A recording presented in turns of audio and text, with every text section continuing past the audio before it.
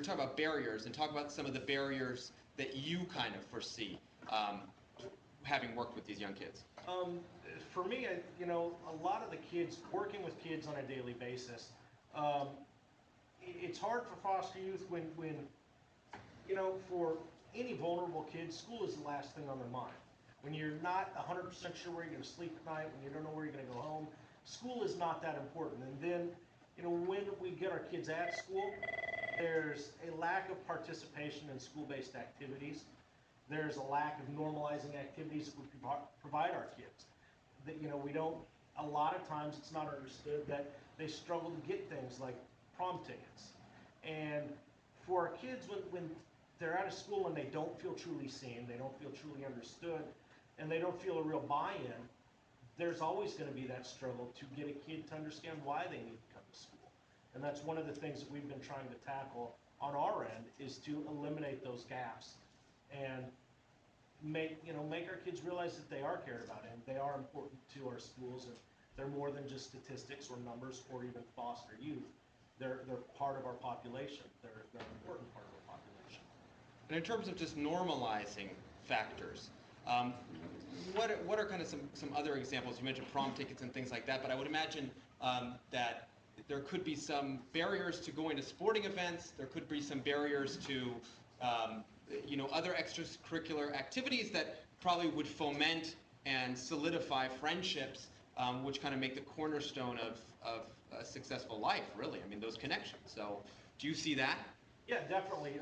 Normalizing activities can be anything from simple dances to sporting events to even being able to get a book fine taken care of. And in a lot of schools, when you can't pay your book fine, you can't check out books for the following term. If you can't check out books for the following term, how are you going to pass? And unfortunately, we see with a lot of our youth, they struggle to get those simple things paid for that make them feel like a normal student, like everybody else, that can go home and ask mom and dad for $10 for a book fine, or $4 to get into a sporting event, or any activity like that makes them feel like they belong with the rest of their peers. So I don't want to steal too much of your thunder, but maybe you could just give me an example of how you guys have been able to deal with that. As we work with the individual kids, we also work with the individual schools and the staff members at those schools. And a lot of the schools that we've worked with, by educating the school employees, the staff, the teachers, even the administrators, we've allowed, by working then with the kids also, if they work towards a goal, being able to provide an associated student body card or free access to the sporting events. And put it in a manner with like the associated student body cards, they look just like everybody else's. They just don't have to pay for them. They can come directly to the teacher on campus that's working with them, get an associated student body card, and go to a football game, and nobody knows any different. They look like everybody else, and it gives them an opportunity to participate in things everybody else is without having to feel ousted for asking for special treatment or begging to be let in. You can provide those simple things and create that buy-in with our kids. And that trickles down into an increased attendance and, an increased participation in activities and a happier kid all around. Well, Mike, thank you very much for that. Thanks for putting a kind of precision on that. Here in California, you had quite a bit of work around these issues going back to the 70s, if Kim can remind me correctly. I mean, that was the beginning of the pilot sites that became foster youth services in 1981, which created liaisons in the offices of education throughout the state. So, back in 1981, California was essentially leading the charge on what would become the prevailing thoughts on how to deal with vulnerable children more broadly and foster children particularly. So, it's important to note that California has had a lot of progress in this development. Also in 2003, there was the enactment of AB 490, which allowed students to stay in their school of origin. So, when you get pulled, and this is something that is being discussed on the federal level right now, when you get pulled from your biological home, the question is whether or not you should stay in that school of origin, whether being moved to a different school district should preclude you from being allowed to stay in that school where you had some level of stability. Now, this is something that's a very good point of debate, because if a child is pulled from a school, and the Chapin Hall research will support this, that sometimes children are pulled from schools that are really underperforming, and it may be in the best interest to move that child. So the thing is we're trying to, and California has kind of led the way on breaking down barriers that would otherwise keep young people from finding that stability which helps them succeed. And AB 490 was part of a continuum of programs and policy that has got us to where we are at Cosumnes River College, which is important to note because, of course, Cosumnes River, you guys are living out the embodiment of AB 12, which extended foster care to age 21 in California, which will start to be implemented in January. So that we're seeing that California's really made an effort to focus not just on the safety of children in foster care or the permanency of children in foster care, but really creating an educational pipeline. And that's the reason why we came here, because we wanted to see this educational pipeline. A big leader in that push around AB 12, and a big leader on all these issues around children in foster care, has been Karen Bass. And I know we're in Sacramento right now, and everybody remembers the assembly member turned state senator turned state senate president, Karen Bass, and what she was able to do. And I'm hoping that we have Karen, Representative Bass, hooked up from Los Angeles right now, because Representative Bass is now being able to take what she's learned in Sacramento and on California level and move it into the federal conversation at the congressional level. So, Representative Bass, thank you so much for taking some time and joining us today. How are you? You're welcome. I'm happy to be with you today.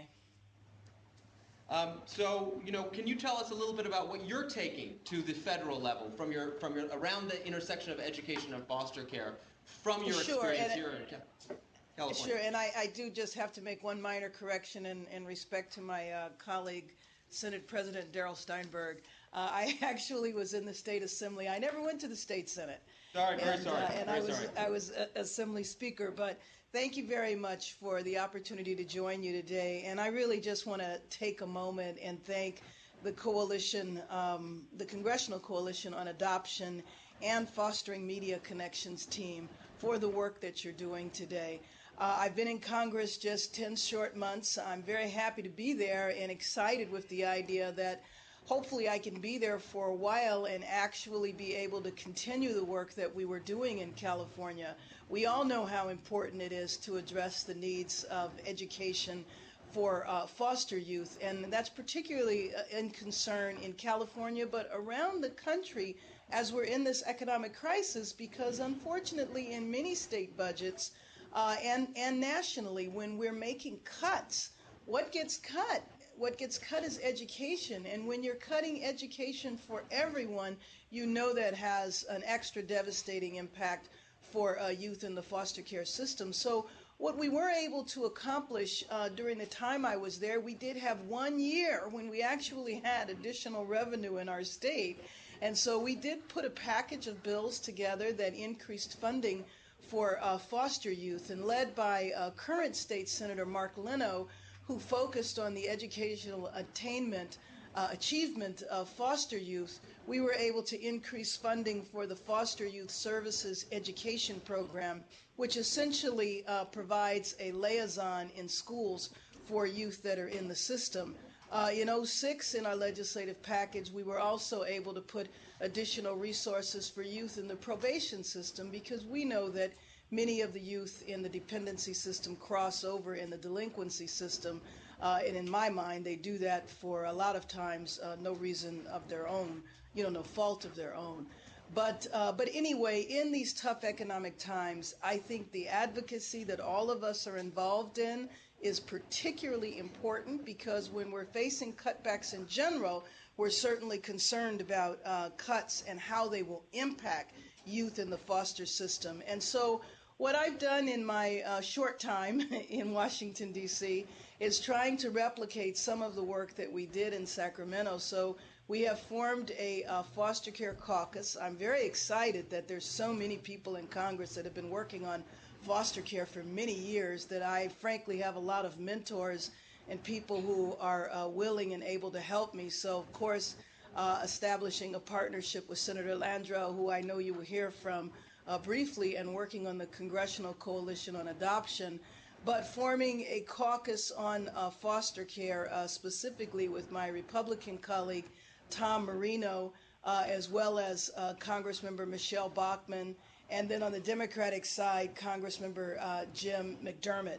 All of those individuals have many years of involvement in foster care policy. We just had our first briefing that gave us the state of foster care nationally from the perspective of the administration. We're going to have another briefing in a few weeks looking at the state of foster care from the perspective of the advocates. And then next year, and this is one thing that I wanted to raise to the people that are involved in the webcast, we want to go around the country and we want to look at best practices and most challenging situations. And so hopefully we can stay connected to the people that are participating in this effort today, because you might be able to give us some examples of cities that we can visit around the country. So once again, thank you so much for your work, and look forward to continuing to be involved. Thank you, Representative Bass. Thank you so much for joining us.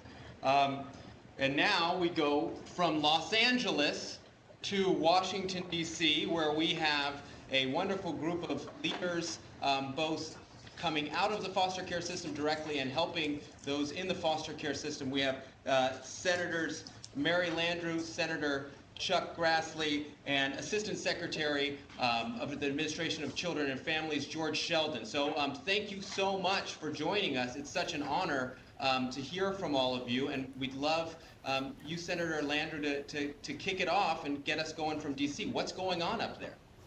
Well, thank you, Daniel. And first of all, let me thank CCAI and the universities that are involved in this really extraordinary national conversation on a subject that's so very, very important.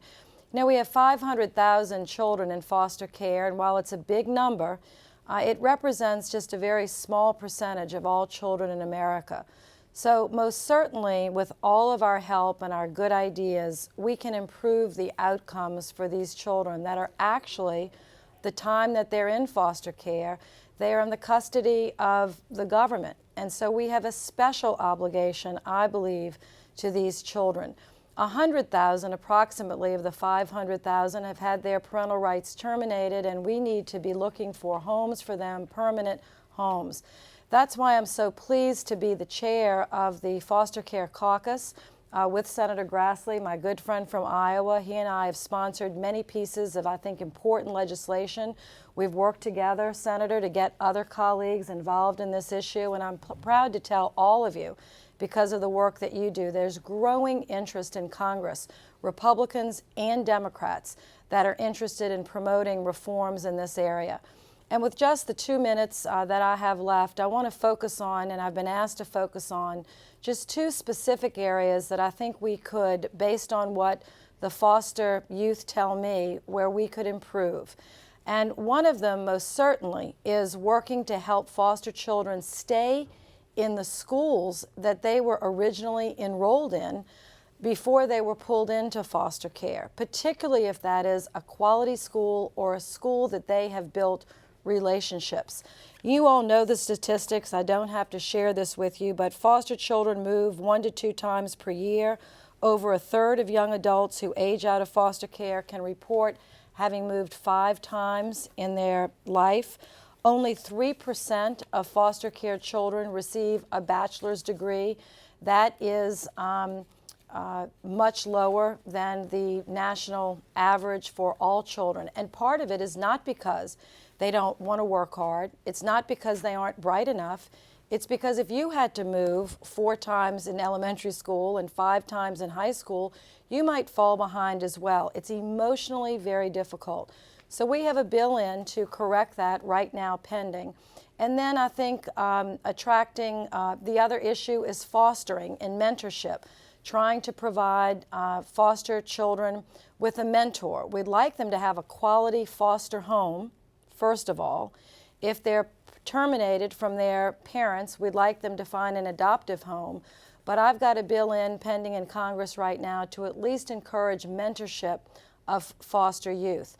So those are just two issues that I think and there are others, and the other panel will speak about those, but those were the two issues that I wanted Daniel to bring to your attention. And because we're reauthorizing elementary and secondary education, there's an opportunity right now in Washington to get this fixed so that foster kids can stay in the school that best suits them. It's not easy, it's a little complicated because the departments have to work together. But as Karen said, and I so appreciate her leadership, Congresswoman Bass, I think we can do that. And Senator Grassley is now here with me as well. Thank you. Thank you all for this opportunity that we have to share ideas. First of all, the institution of a caucus in the United States Congress is generally for the benefit of members of Congress to have dialogue. But this caucus on foster youth was set up so that youth would have a forum, and we would benefit in the Congress as policymakers from that forum, getting ideas from people who live that life every day as foster children. And a long time before the caucus was set up, dealing on foster care, one of the things that I learned from people that are in the foster system is that they want permanency, want a mom and a dad and a home. And I can understand that. But the caucus on foster youth extends that word permanency beyond just the permanency that comes from a home or a stable relationship.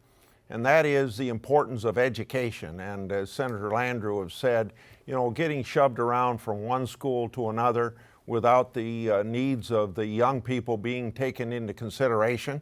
Because after all, what is the young people in foster care? They're as much a part of the future generation and the future of our country and the stability of our society as anybody else that's not in the foster care system. And to make sure that everybody has equal opportunity, education is so very important. And having a stable relationship that's carried on throughout the school year, as well as whatever home they're in, is very, very important. And so we want to bring attention to that because education is so important. It's the key to getting ahead. And why shouldn't the talent and the gifts that foster children have to give to everybody else just as important as people that aren't in the foster care system? And that's what the caucus on foster youth is all about. And I thank you for that forum. And thanks Senator Landrieu for the hard work that she does as well. And Daniel, I think you want me now maybe to introduce the other panelist that's with us. Yes, ma'am. Okay. Yes. Well, we are very, very honored to have the Assistant Secretary for Health and Family Issues here in Washington, Assistant Secretary George Sheldon, who before he was the Secretary for the country, Assistant Secretary for the country, actually ran the department in the state of Florida. And he and I had just an opportunity for the 10 minutes before we were waiting to come on to exchange a couple of really good ideas. And I'm so proud to say that I think that Secretary Sebelius has chosen a wonderful leader right now for our country to help bring his experience from Florida, where he had a lot of reforms in foster care just a few years ago, working with Governor Charlie Crist, to come bring some of those ideas to Washington. So he's trained as an attorney. He's very knowledgeable in all of these areas. So I turn it over to Assistant Secretary Sheldon. Senator, thank you. I want to thank Senator Landrieu and Senator Grassley for the leadership they provided. And I think when you look at this issue from a national standpoint, Congress really has been on the cutting edge with the Fostering Connections Act that really established education as a priority in the foster care system, with the most recent Child and Family Services Innovation Improvement Act to really allow us to use $4E, allow the states to use $4E to provide transportation. Because I think Senator Grassley pointed out very well, the key of stability in education is the ability to stay in the same school. When you have a child who moves from home to home to home, and school to school to school, it is very hard and very difficult to have a stable educational learning experience. When I first went to the department in Florida, I sat down with about 15 young people who'd aged out of the foster care system for what turned out to be 2.5 hours. And I think I probably learned more from those 15 kids about what was happening in foster care than I've learned from all the professionals. And I'm not taking anything away from professionals, but we designed a whole foster care system in this country and we never talked to kids. And most recently, and again I would compliment both senators and the Congress for putting together the Congressional Internship Program. Because now you've got interns on the Hill, not only getting experience, interns who've been in the foster care system, but also having an impact on congressional thinking. We had 4 of those young people out to the department just this week. They sat down with some of the leadership and a lot of the individuals, but what they really talked about were, what are the things that we could do to make this work better? They talked about being homeless. They talked about the impact of psychotropic medications. But one of the key things they talked about was educational stability.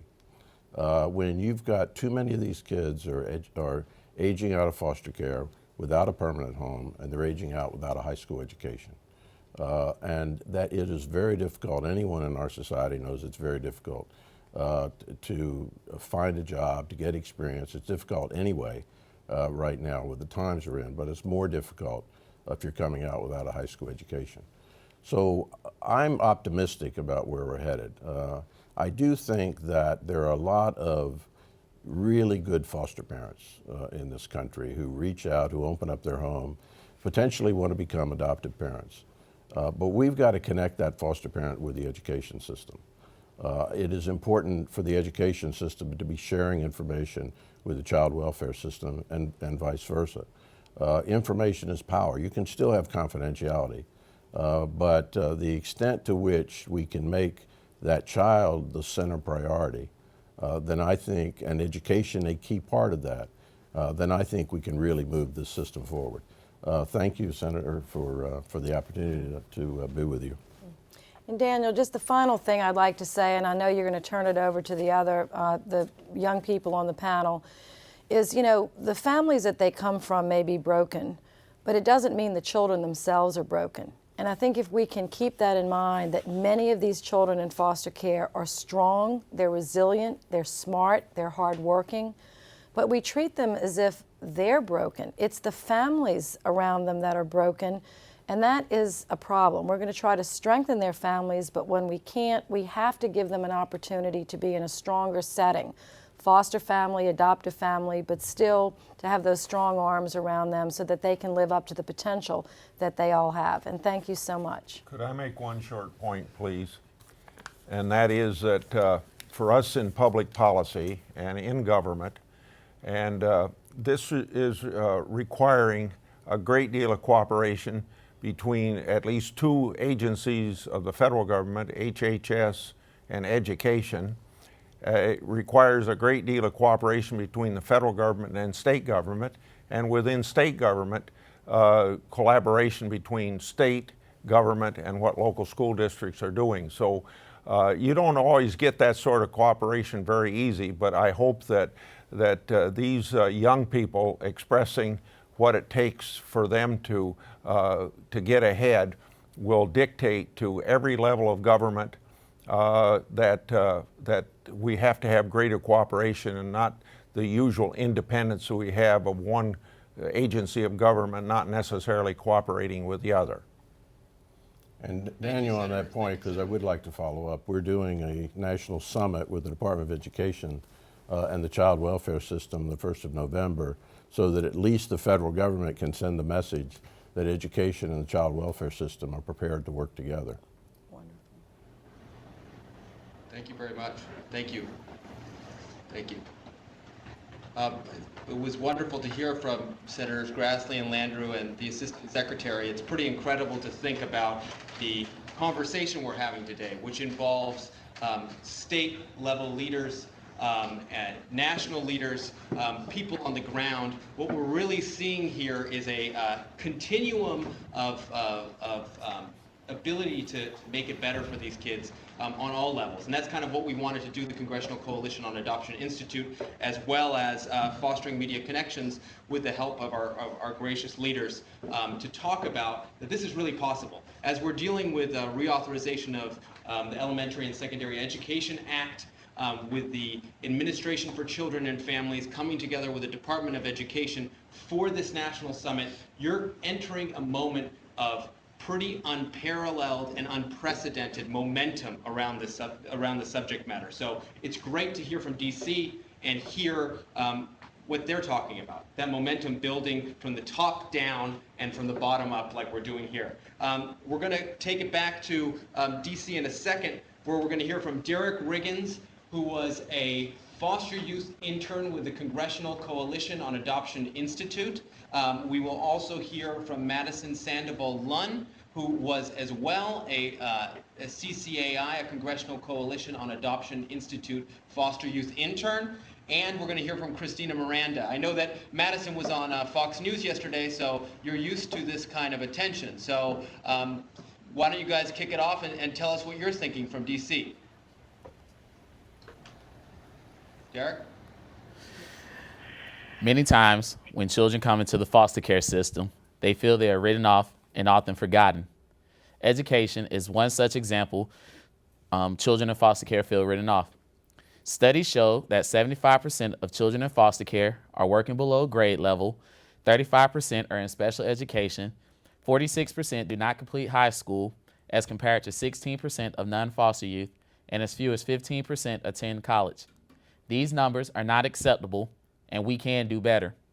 I once read a quote that said, "We worry about what a child will become tomorrow, yet we forget that he is someone today." Education is an important tool that a child needs for the rest of their life, and a tool that can help shape their future and provide a way out. Oftentimes, when children come into this system because of no fault of their own, their education suffers along with other things. It is not enough to only deal with the physical and mental issues that young people face in the system, but we must address why so many kids in foster care are falling behind academically. I was always taught that when you're given something, you should leave it better than how you found it. If your own child was performing below grade level and not meeting your expectation or reaching their full potential, you would do everything in your power to help them reach their full potential. Ways we can help make a difference is by holding states accountable for the educational outcome for kids in foster care. Currently, the CFSR has only one question in regards to education for kids in foster care. The question reads, do children receive appropriate services to meet their educational needs? This statement alone does not uncover information such as what is the state doing to determine what particular services are appropriate to meet the child's needs? Does the state effectively provide such services? And are the services effective? These are all important questions that can help improve the child welfare system. A report published by the Legal Center for Foster Care and Education found that during round 1 of the CFSR, 34 states were found not in sustainable conformity with the question about education on the CFSR. Round 2 of the CFSR began in 2007. Of the 9 states whose round 2 final reports were published, only 2 states, Massachusetts and North Carolina, have been found in sustainable conformity. It is not enough to know what the problem is, but we must address the problem. The CFSR holds a lot of weight, and I believe that if we put a focus on education, we can improve the outcome for kids in care. An unknown author said that education is unique among the consumer products. When it fails to work as advertised, it is the customer who gets labeled as defective. Let's remove the labels that are placed on foster youth and invest in their education future and a bright tomorrow. For that. Madison, Good how are afternoon. you? I'm doing well. Thank you for asking. Today I'm talking about special education and foster youth.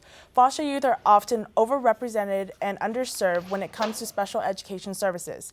They are 3 times more likely to be diagnosed with special needs compared to their non-foster care counterparts. The misdiagnosis often is a result of placement instability that puts foster children behind academically. There is also a lack of resources and academic support to help children catch up. once misdiagnosed, they are less likely than their peers to get any actual special services.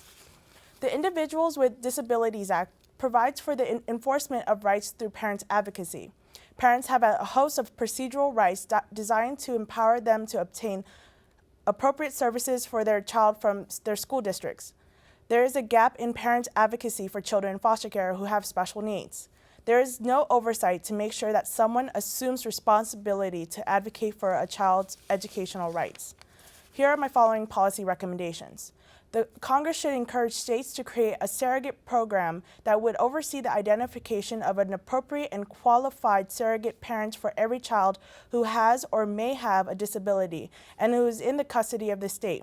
A surrogate parent or an educational advocate would be best suited in identifying the programs and services that would help a child maximize his or her potential in education. As mentioned yesterday on Fox News, my brother is very dear to my heart, and he was placed in the special education system, and he was far behind reading level and math level. It wasn't until he was adopted and someone actually saw the potential in him and took him out of the special education program and placed him in independent studies. Now he's up to reading level, math level, and he has college in his sights. There is no reason why we shouldn't give this same type of privilege and opportunity to all foster youth. Thank you so much, Christina. Thank you. Madison, thank you. Maybe we can hear from Christina as well. Thank you so much. Hi, Daniel. Thank you for having me today. I just wanted to talk a little bit about my experience. I went through 10 different foster homes, and I also been through 10 different schools. That's triple the amount of these schools that the general population attends, which is 1 elementary, 1 middle, and 1 high school. When I was placed in foster care, I remember being in elementary and middle school, and the most important thing to me at that time was permanency, like being connected to my family or someone that I knew that could normalize the situation for me. I think that we really need to help these youth stay in their school of origins and support that. I think a practical solution to that is being able to use like family finding or family group decision making and really keeping it at the roots. There's already established resources there for these youth that can be there for them and take them to school or take them to their extracurricular activities and really monitor how they're doing in school and help them to achieve in school. Also, I worked as a CPS worker, and everyone involved, all parties, guardian ad litem, the judge, the provider agencies, caseworkers, whomever, reported to me and I reported to the court, and I had these court packets, and under the education section, there was just a line saying that the child was doing well in school, and it was never an issue or never questioned unless the child was being truant or they failed out of school or they failed a grade. So I think there really needs to be more of a collective effort. I think people really need to advocate and really monitor these children's how they're doing in school.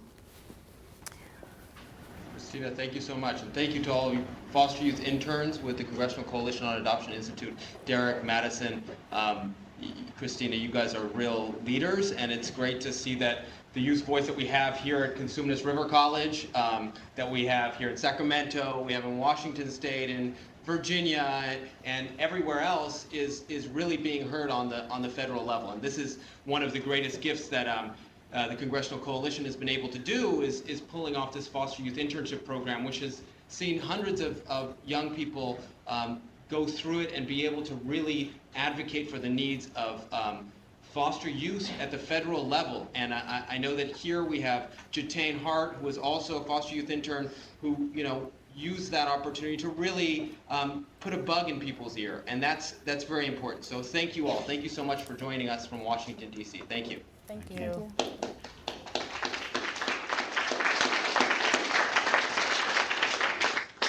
And now we'll take it back to Sacramento, right here where we